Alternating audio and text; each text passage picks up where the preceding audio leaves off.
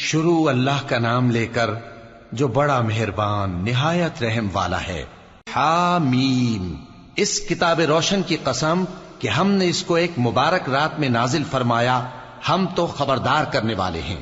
اسی رات میں تمام حکمت کے کام فیصل کیے جاتے ہیں، یعنی ہمارے ہاں سے حکم ہو کر بے شک ہم ہی فرشتوں کو بھیجتے ہیں۔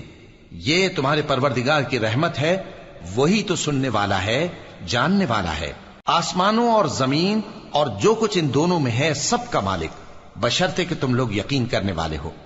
اس کے سوا کوئی معبود نہیں، وہی زندگی دیتا ہے اور وہی موت دیتا ہے، وہی تمہارا اور تمہارے پہلے باپ دادوں کا پروردگار ہے۔ لیکن یہ لوگ شک میں پڑے کھیل رہے ہیں۔ تو اس دن کا انتظار کرو کہ آسمان سے صاف دھواں نکلے گا جو لوگوں پر چھا جائے گا، یہ درد دینے والا عذاب ہے۔ اس وقت وہ کہیں گے کہ اے پروردگار، ہم سے اس عذاب کو دور کر، ہم ایمان لاتے ہیں۔ اس وقت ان کو نصیحت کہاں مفید ہوگی، جبکہ ان کے پاس پیغمبر آ چکے جو ہمارے احکام کھول کر بیان کر دیتے تھے۔ پھر انہوں نے ان سے منہ پھیر لیا اور کہنے لگے، یہ تو سکھایا پڑھایا ہوا ہے، دیوانہ ہے۔ ہم تو تھوڑے دنوں عذاب ٹال دیتے ہیں مگر تم پھر کفر کرنے لگتے ہو۔ جس دن ہم بڑی سخت گرفت کریں گے تو بے شک انتقام لے کر چھوڑیں گے۔ اور ان سے پہلے ہم نے قوم فرعون کی آزمائش کی اور ان کے پاس ایک عالی قدر پیغمبر آئے جنہوں نے یہ کہا کہ اللہ کے بندوں یعنی بنی اسرائیل کو میرے حوالے کر دو، میں تمہارا امانت دار پیغمبر ہوں، اور اللہ کے سامنے سرکشی نہ کرو، میں تمہارے پاس کھلی دلیل لے کر آیا ہوں، اور اس بات سے کہ تم مجھے سنسار کرو میں اپنے اور تمہارے پروردگار کی پناہ لے چکا ہوں، اور اگر مجھ پر ایمان نہیں لاتے تو مجھ سے الگ ہو جاؤ۔ تب موسیٰ نے اپنے پروردگار سے دعا کی کہ یہ نافرمان لوگ ہیں۔ اللہ نے فرمایا کہ اچھا، میرے بندوں کو راتوں رات لے کر چلے جاؤ، اور فرعونی ضرور تمہارا تعاقب کریں گے، اور سمندر سے کہ ٹھہرا ہوا ہوگا پار ہو جانا، تمہارے بعد وہ پورا لشکر ڈبو دیا جائے گا۔ وہ لوگ بہت سے باغ اور چشمے چھوڑ گئے اور کھیتیاں اور نفیس مکان اور آرام کی چیزیں جن میں وہ عیش کیا کرتے تھے۔ اسی طرح ہوا، اور ہم نے دوسرے لوگوں کو ان چیزوں کا مالک بنا دیا۔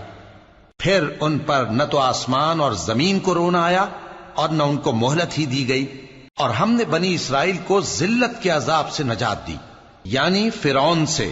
بے شک وہ سرکش اور حد سے نکلا ہوا تھا، اور ہم نے بنی اسرائیل کو اہل عالم میں سے علم کی بنیاد پر چنا تھا، اور ان کو ایسی نشانیاں دی تھیں جن میں کھلی آزمائش تھی۔ یہ لوگ یہ کہتے ہیں کہ ہمیں صرف پہلی دفعہ یعنی ایک بار مرنا ہے اور پھر اٹھنا نہیں۔ پس اگر تم سچے ہو تو ہمارے باپ دادا کو زندہ کر لاؤ۔ بھلا یہ اچھے ہیں یا تبا کی قوم اور وہ لوگ جو ان سے پہلے ہو چکے ہیں؟ ہم نے ان سب کو ہلاک کر دیا، بے شک وہ گناہگار تھے۔ اور ہم نے آسمانوں اور زمین کو اور جو کچھ ان میں ہے اس کو کھیل کے لیے نہیں بنایا، ان کو ہم نے تدبیر سے پیدا کیا ہے، لیکن اکثر لوگ نہیں جانتے۔ کچھ شک نہیں کہ فیصلے کا دن ان سب کے جی اٹھنے کا وقت ہے، جس دن کوئی دوست کسی دوست کے کچھ کام نہ آئے گا اور نہ ان کو مدد ملے گی مگر جس پر اللہ مہربانی کرے۔ بے شک وہی غالب ہے، بڑا مہربان ہے۔ بلا شبہ تھوہر کا درخت گناہگاروں کا کھانا ہوگا، جیسے پگھلا ہوا تانبا۔ وہ تھوہر پیٹوں میں اس طرح کھولے گا جس طرح گرم پانی کھولتا ہے۔ حکم دیا جائے گا کہ اس کو پکڑ لو اور کھینچتے ہوئے دوزخ کے بیچوں بیچ لے جاؤ، پھر اس کے سر پر کھولتا ہوا پانی اونڈیل دو کہ عذاب پر عذاب ہو۔ اب مزہ چکھ، تو بڑی عزت والا اور سردار تھا۔ یہ وہی دوزخ ہے جس میں تم لوگ شک کیا کرتے تھے۔ بے شک پرہیزگار لوگ چین کے مقام میں ہوں گے، یعنی باغوں اور چشموں میں باریک اور دبیز ریشم کا لباس پہن کر ایک دوسرے کے سامنے بیٹھے ہوں گے۔ وہاں اس طرح کا حال ہوگا، اور ہم بڑی بڑی آنکھوں والی حوروں کو ان کی بیویاں بنا دیں گے۔ وہاں امن و اطمینان سے ہر قسم کے میوے منگائیں گے اور کھائیں گے، اور پہلی دفعہ کے مرنے کے علاوہ موت کا مزہ پھر نہیں چکھیں گے، اور اللہ ان کو دوزخ کے عذاب سے بچا لے گا۔ یہ تمہارے پروردگار کا فضل ہے، یہی تو بڑی کامیابی ہے۔